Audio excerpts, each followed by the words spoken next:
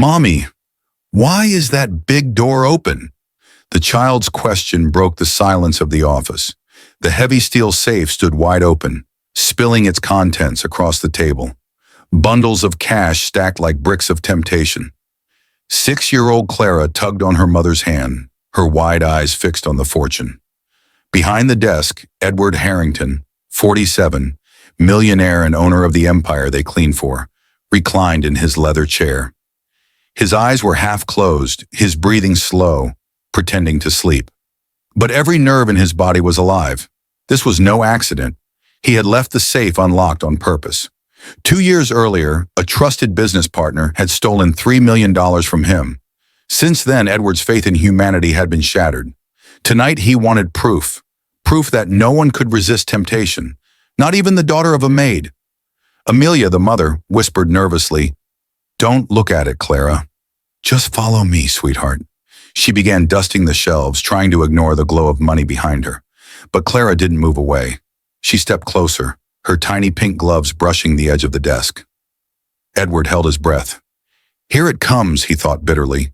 "She'll take a bill, maybe two. Everyone does." Instead, the little girl tilted her head, frowned, and said softly, "Mommy, it's all messy inside. Can I fix it?" Before Amelia could stop her, Clara began sorting the bills, stacking them neatly by size as if she were playing a quiet game. "Clara!" her mother gasped, horrified. "But Mommy," the child whispered, "he'll be happy when he wakes up and sees everything tidy." Edward's throat tightened. This was no theft. This was order, innocence, honesty. The millionaire who believed no one could be trusted suddenly realized he might have been wrong. If you find this moment as shocking as Edward did, make sure to subscribe and comment, and if you don't like it, hit like anyway. Edward Harrington did not sleep that night. He sat in the darkness of his penthouse apartment, sipping scotch he could no longer taste, his mind replaying a single image over and over again. The 6-year-old girl in pink gloves, carefully arranging thousands of dollars as though it were pocket change, whispering with pride that she had tidied it. For when he wakes up, it unsettled him more than any corporate betrayal, any lawsuit, any hostile takeover. Betrayal he expected. Innocence he did not. For years he had told himself a simple truth. Everyone has a price. That truth had protected him, hardened him, and yet tonight a maid's daughter had cracked that armor. The following week, Edward found excuses to linger in his office long after hours, quietly observing. Amelia Jefferson, 32, tall, graceful even in her cleaning uniform, arrived promptly every night. Clara carried her little backpack, filled with crayons and school books, trailing beside her mother like a tiny shadow. They had a rhythm. Amelia dusted and polished with the steady precision of someone who took pride in invisible work. Clara spread her homework across the waiting room table, legs swinging, sometimes humming to herself. Edward noticed the details. Amelia never once complained, never wasted a moment. When Clara grew restless, Amelia improvised games, counting tiles on the floor, naming states on a map, whispering bedtime stories while scrubbing the marble counters. And the lessons, always the lessons. One night, Edward overheard Clara asking, "Mommy, what if no one sees us put things back?" "Does it still matter?" Amelia's reply was calm, unwavering. "We always return what isn't ours, even if no one is watching. Our honesty is worth more than any money in the world." Edward felt the words like a blow. He had grown up in a mansion where lies were currency and truth was weakness. His father had taught him ruthlessness, not virtue. And here, in the quiet after midnight, a woman who scrubbed his floors was teaching her daughter values stronger than gold. Edward's respect grew, but so did something else, tension he could not yet name, because not everyone in Harrington Industries saw Amelia and Clara with the same eyes. Richard was 50, son of one of the company's founding partners, and as entitled as the golden cufflinks he flaunted. He had inherited wealth, power, and a seat on the board without ever earning it. To Edward, Richard was a nuisance he tolerated for the sake of stability. To employees, he was a storm to be avoided. And to people like Amelia, he was danger. The first spark came during a quarterly budget review. Richard noticed a minor adjustment in payroll. an increase in Amelia's salary. Edward had quietly authorized it, disguising it as a category adjustment. Why? Richard sneered across the mahogany table. Are we wasting extra money on cleaning staff? Especially that one? Edward's jaw tightened. Because she's an excellent employee. Richard chuckled, a cruel sound. Excellent? Thomas, you need to understand where these people belong. Give them an extra coin, and soon they'll demand the whole vault. It's in their nature. The room froze. A few executives looked down at their notes, unwilling to challenge him. Edward said nothing, at least not yet. But something inside him shifted. The image of Clara's tiny hands organizing stacks of money collided with Richard's words. The contrast burned. That evening, the situation escalated. Amelia and Clara were leaving late, the hallway dim and echoing, when Richard appeared from the shadows. Listen carefully, he hissed, blocking their path.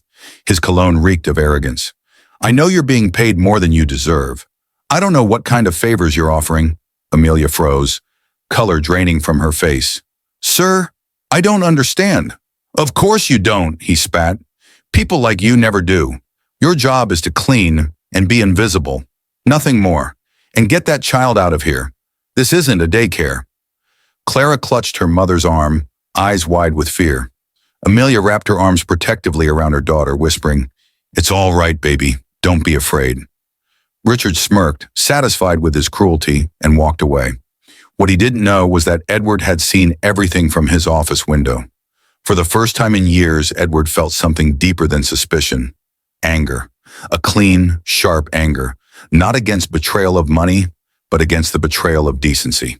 From that moment, the quiet observation turned into something else. Edward began to watch. Not as a cynic waiting for failure, but as a guardian preparing for battle. Her dignity only fueled Edward's resolve. But Richard was not done. At the next executive meeting, he dropped another bomb. Thomas, he said smugly, we need to discuss staff access. It's inappropriate that cleaning personnel wander administrative areas after hours, especially when they bring children. The word children dripped with disdain. Edward's eyes narrowed. That child is quieter and more disciplined than half this boardroom. Gasps broke around the table. Richard laughed bitterly. Defending them, are you? Careful, Thomas, you'll spoil them. Spoil them. As though honesty and innocence were weaknesses. As though dignity was a luxury reserved for the rich. Edward said nothing. Not yet. But inside, the war had begun. The cracks widened further. Richard began filing false reports. Late arrivals, missing supplies, fabricated complaints.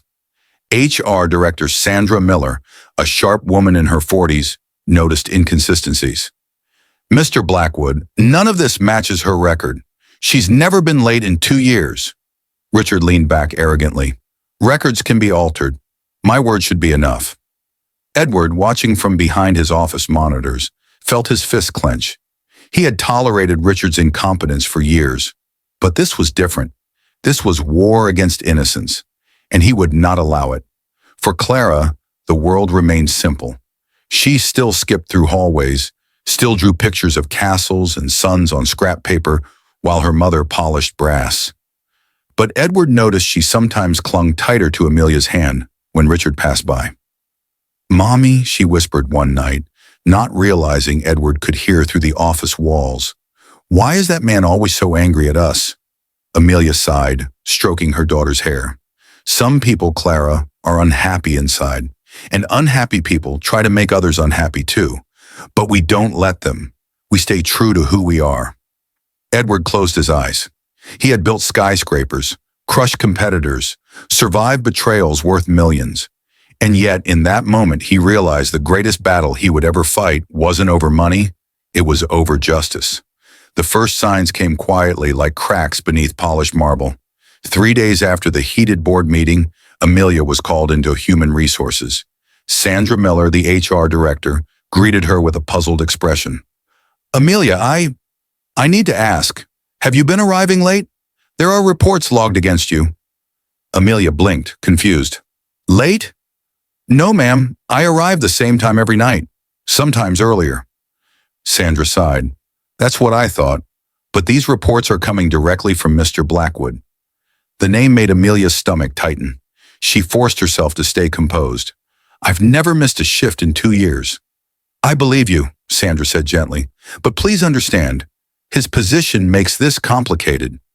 When Amelia left the office, she found Clara waiting with her backpack, crayons spilling out. Mommy, are we in trouble? Amelia knelt, smoothing her daughter's hair. No, darling, we did nothing wrong. But inside, her heart pounded. Up in the executive suite, Edward Harrington was watching. He had quietly instructed IT to funnel copies of all HR complaints to his private server. Every entry bore Richard's signature. Every accusation was hollow. Edward leaned back in his chair, fingers steepled. He's building a case, slowly, quietly. But why? Then he remembered the look on Richard's face in that hallway confrontation, the smug superiority, the cruelty toward a child. This wasn't about policy, it was about power. Edward picked up his phone. Marcus, he said, I need you again. Marcus Chun had once been an FBI investigator, sharp-eyed and relentless. He owed Edward a favor from an old embezzlement case. Within 48 hours, Marcus was in Edward's office, dropping a thick folder onto the desk. This guy's a parasite, Marcus said flatly. Richard Blackwood. 3 lawsuits in his past, racial harassment, intimidation, wrongful termination, all settled out of court with daddy's money. Same pattern every time. Pick a minority employee, push them until they break, force them out quietly. Edward flipped through the pages, scanned affidavits, legal memos, payoffs. His jaw hardened. He thinks he can do it again, Edward muttered. Marcus smirked. Then let him try. The more rope you give him, the harder he'll hang himself. Meanwhile, Richard's campaign intensified. On Monday, he stormed into HR with a fabricated list of disturbances. That child she drags around, constantly disrupting the office, playing with supplies, distracting staff, totally unprofessional. Sandra raised an eyebrow. Mr. Blackwood, our security cameras show the opposite. The girl sits quietly every night, doing homework. Richard's face reddened. Are you questioning me? I'm saying facts matter. Facts can be adjusted, Richard snapped. My word should be enough. Sandra glanced toward the door, lowering her voice. Sir, with all due respect, I think there are discriminatory implications in these complaints. We have to be careful. Careful? Richard sneered. Careful of what? She's a cleaning woman. Replaceable. Sandra's silence was answer enough. What Richard didn't realize was that every word was being captured by newly installed microphones. Another upgrade Edward had quietly ordered. By Wednesday, Richard dropped his mask entirely. Amelia and Clara arrived for their shift, only to be intercepted in the parking lot. Richard stepped from his luxury car, blocking their path. Listen carefully, he said coldly. I know why your pay is higher. No cleaner gets that kind of bonus without special favors. Amelia's cheeks flushed hot. Sir, what you're implying? I'm implying people like you always have a price, and I'm curious to know what yours is. Clara pressed against her mother's side, whispering, Mommy, why is he being mean? Amelia drew a steady breath, forcing dignity into her voice. Don't worry, darling. Some adults are unhappy, and they try to make others unhappy too. Richard laughed cruelly. Unhappy? I have more in this wallet than you'll ever see in your life, and I intend to make sure you remember it. Amelia pushed past him, clutching her daughter's hand, but fear rippled inside her. For the first time, she wondered, how far would he go? Edward already knew the answer. That night, Marcus dropped another file on his desk. Look at this, Marcus said grimly. Private group chats, racist jokes, slurs. He even bragged about using his father's influence to sabotage black candidates in hiring processes. 15 years of systematic discrimination. Edward flipped through screenshots of Richard's words. Need to keep those monkeys in their place. Best way to deal with them is to remind them who's boss. Edward's blood ran cold. He's escalating. What's his next move? Marcus leaned back. He's planning a stage theft. I intercepted messages. He's going to plant something valuable in her cleaning cart, then discover it and call the police. Humiliate her in front of everyone. Edward's fist slammed onto the desk. Clara's frightened face flashed in his mind. Perfect, Edward said, his voice icy. Let him try. The further he goes, the harder he'll fall. Days passed in uneasy silence. Amelia sensed something looming, but she pressed on, holding her head high. Clara clung a little tighter at night, but still colored her drawings, still whispered her innocent observations. Edward watched them with a mixture of admiration and fury. Admiration for their courage, fury that they were forced to endure cruelty at all. Meanwhile, Richard prepared his masterpiece of humiliation. It was a Tuesday evening when he struck. Amelia arrived with Clara as usual. Richard had already been in the office, slipping a velvet box into her cleaning cart. Inside, a brand new Rolex worth $15,000. From the security room, Richard muttered to himself, "Perfect. 15 minutes of work, then she's finished." He rehearsed the scene in his mind, catching her red-handed, calling security, dragging her in front of the police. She would be ruined. But upstairs, Edward and Marcus were watching on high-resolution monitors, every angle recorded. 3 investigative journalists, discreetly contacted by Edward, waited outside the building. The trap was set. At 8:20 p.m., Richard descended to the office floor, flanked by 2 guards. Amelia was quietly polishing the desks. Clara bent over her homework nearby. "Mrs. Jefferson," Richard said with oily courtesy, "routine inspection. I need to check your supplies." Amelia frowned. "Sir, I don't understand." Richard strode directly to the cart, pulling out the Rolex with theatrical triumph. Well, what's this? A $15,000 watch that went missing from Mr. Harrington's office just yesterday." Amelia's face drained of color. "I've never seen that in my life." "Of course you haven't," Richard sneered. "It just appeared in your cart, didn't it?" Clara stood frightened. "Mommy, what's happening?" "Quiet, child," Richard barked. "Your mother will have to explain how expensive items magically appear in her things." One guard lifted the phone. "Police, we need to report a theft in progress." Richard smiled, savoring victory. But at that very moment, a new voice cut through the air. "Hang up that phone, Richard." The voice sliced through the air like glass. Richard turned, the confident smirk freezing on his lips. Edward Harrington stood at the doorway, tall, calm, his eyes sharper than steel. Beside him, Marcus Chun held a tablet glowing with video feeds. Behind them, 3 people stepped in, 2 with cameras, 1 with a press badge swinging from his neck. For the first time that night, Richard's face faltered. "Edward, perfect timing. We just caught your employee stealing." Edward laughed, a cold, measured sound that carried more weight than any shout. "My employee, stealing my watch." He raised his wrist, revealing a sleek Apple Watch. "I haven't owned a Rolex in over a decade." The guards hesitated, lowering their phones. Richard's confidence cracked. What are you saying?" "I'm saying," Edward replied, stepping closer, "that we have recordings. High definition, multiple angles, of you planting that watch in Amelia's cart 40 minutes ago." Marcus tapped the screen. The tablet played footage. Richard glancing around nervously, slipping the velvet box into the cart. Angle 1, swipe. Angle 2, swipe. Angle 3, his face clear as daylight.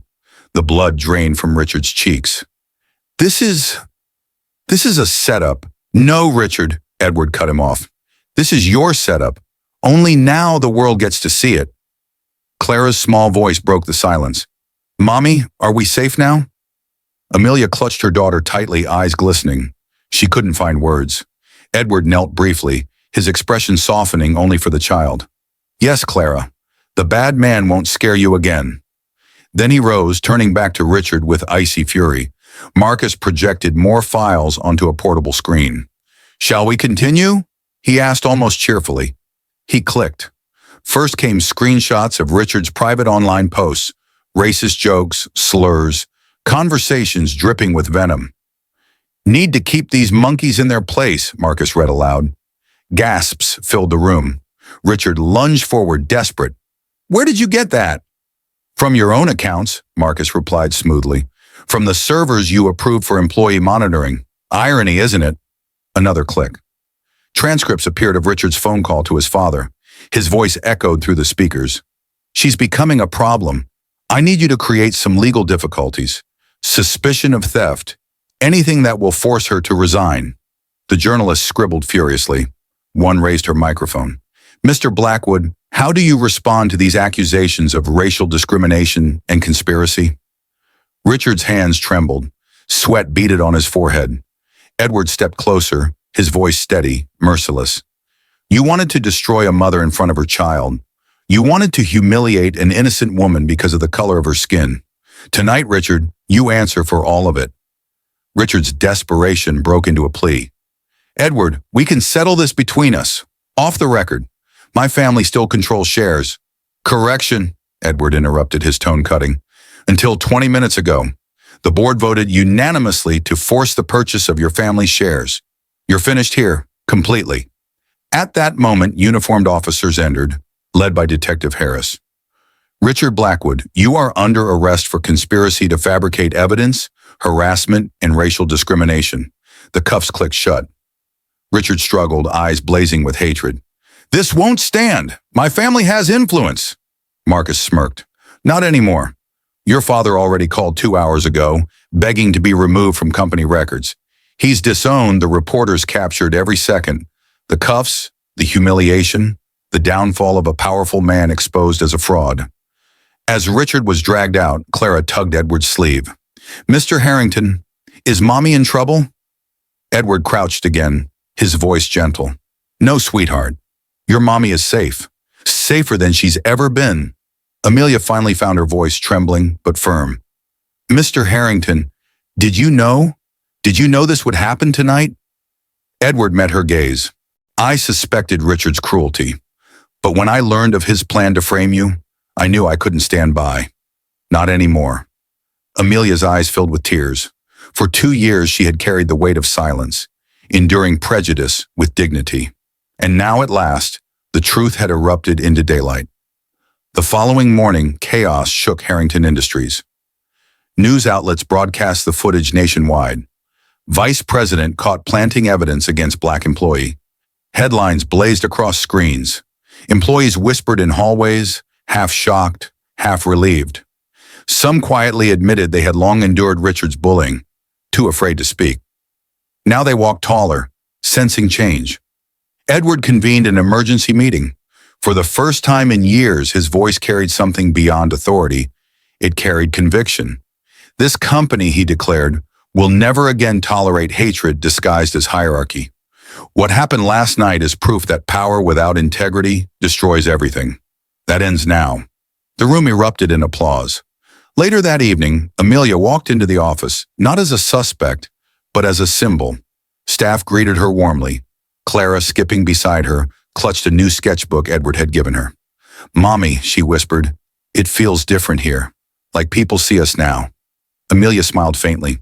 "Yes, darling, they do." Edward watched from his office window, an unexpected tightness in his chest.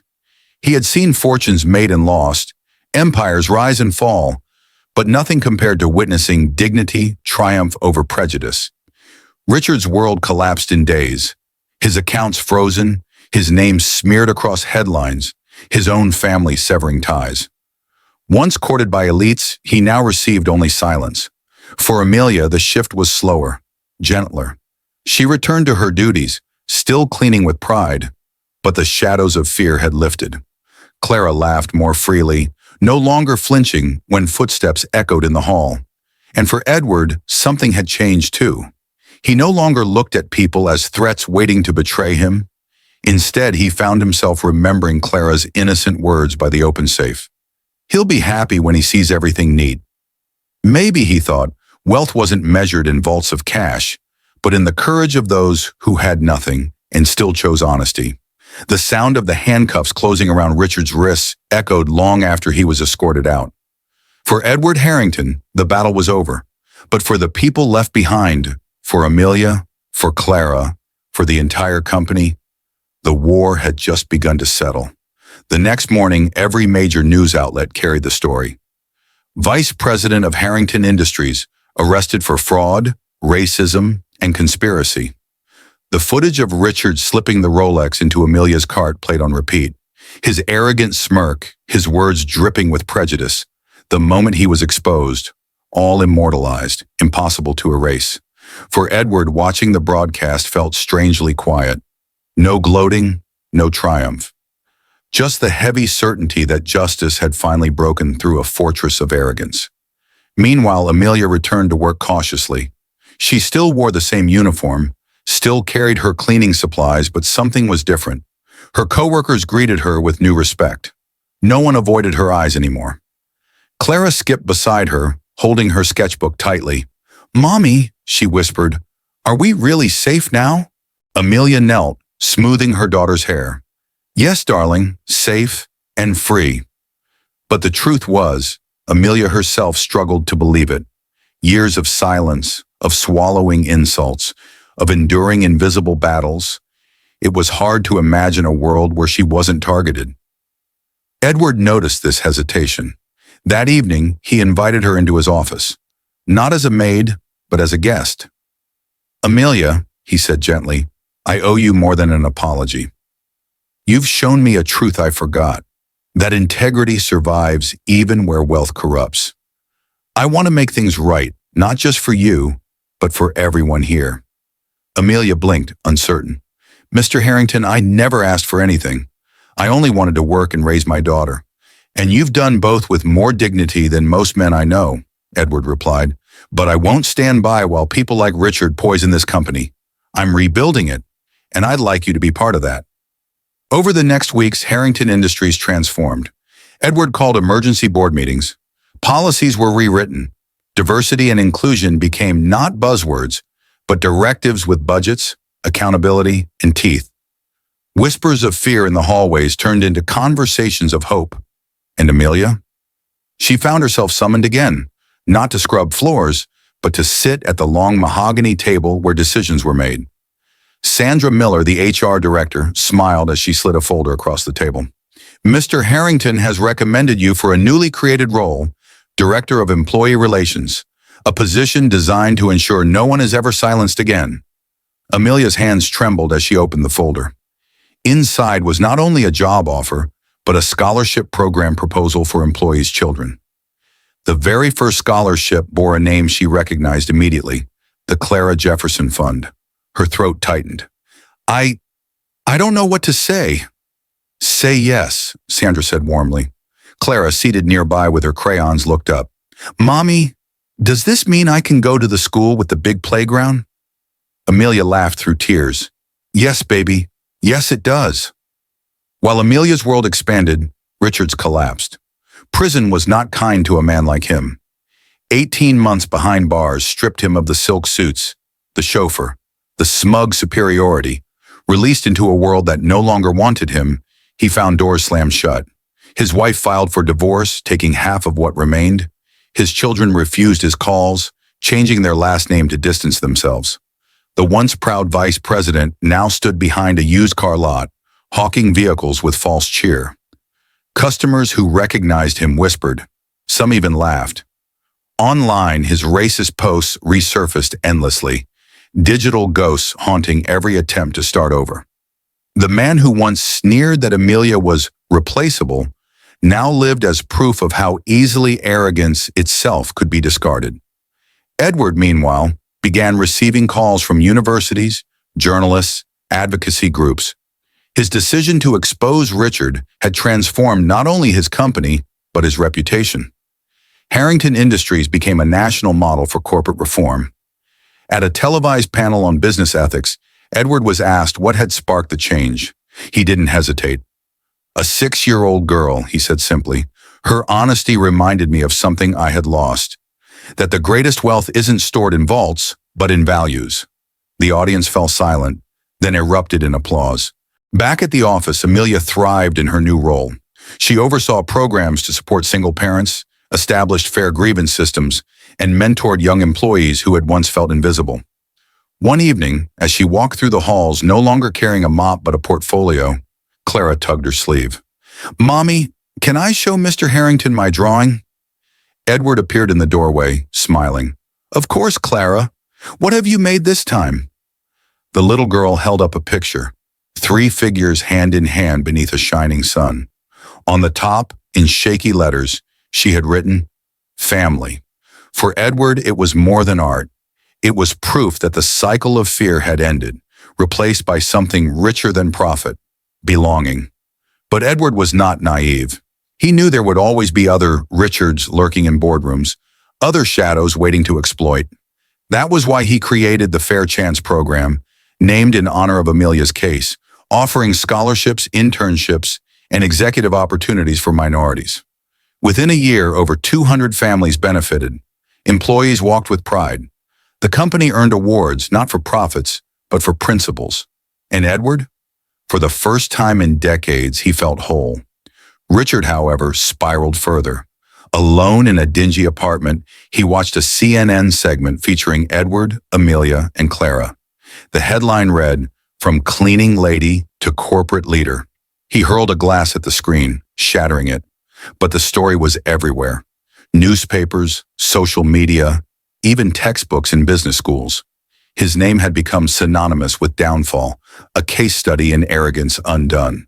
And as Amelia spoke on camera about dignity, as Clara giggled in the background, Richard realized his worst fear had come true. He wasn't just ruined, he was forgotten. For Amelia, life still held challenges, but they were no longer battles against cruelty. They were goals, raising her daughter, proving herself in her new role, inspiring others. For Clara, the world blossomed. She attended one of the best private schools, her scholarship ensuring doors stayed open. Already at 7 years old, she spoke with determination. "I want to be a lawyer, Mommy, so I can help people, like Mr. Harrington helped us." And for Edward, the once cynical millionaire, the transformation was complete. Where betrayal had once hardened him, courage had softened him. Where greed had once guided him, justice now led. 6 months later, the building that had once echoed with silence after midnight now carried a different kind of sound. Laughter. Employees walked the halls without fear. Meetings were no longer tense battles of hierarchy, but open discussions. The company Edward Harrington once thought existed only for profit now carried a new reputation, a place of fairness, opportunity, and human dignity. At the center of this change stood Amelia Jefferson, no longer in uniform, no longer invisible. As Director of Employee Relations, she spoke with calm authority, ensuring every voice was heard. When new hires looked uncertain, Amelia's presence reminded them integrity could rise from anywhere. Clara thrived, too. In her new school uniform, she carried stories of her mother's strength and Mr. Harrington's decision to protect what was right. Her teachers spoke of her curiosity, her passion for justice, her dream of becoming a lawyer. She was no longer the child who hid behind her mother in fear. She was the child who believed the world could be better. And Edward, he found peace not in boardroom victories or financial gains, but in the small, quiet victories of humanity. Watching Clara show him her latest drawing, watching Amelia guide meetings with wisdom, he realized the greatest empire he had ever built was not measured in stocks or skyscrapers, but in trust. As for Richard Blackwood, he lived in obscurity. A man once feared now reduced to whispers of warning. His downfall had become a lesson in classrooms, how arrogance and hatred can destroy everything. One evening, at a company gathering, Clara ran up to Edward, waving a school essay. "I wrote about my hero," she said proudly. "It's Mommy, because she taught me honesty is worth more than money." Edward smiled, his eyes misting. In that moment, he understood. True wealth was never about what you kept locked in a safe. It was about the lives you lifted, the justice you defended, and the legacies you left behind. The story of a millionaire, a mother, and a child had become something far greater. A reminder that even in the darkest systems, kindness and courage could break through. And maybe that's the lesson for all of us. The most powerful fortune is not measured in dollars, but in dignity. If this story touched your heart, consider subscribing and leaving a comment. And if you didn't enjoy it, tap like anyway. Because sometimes sharing stories of hope is the greatest way we can keep them alive.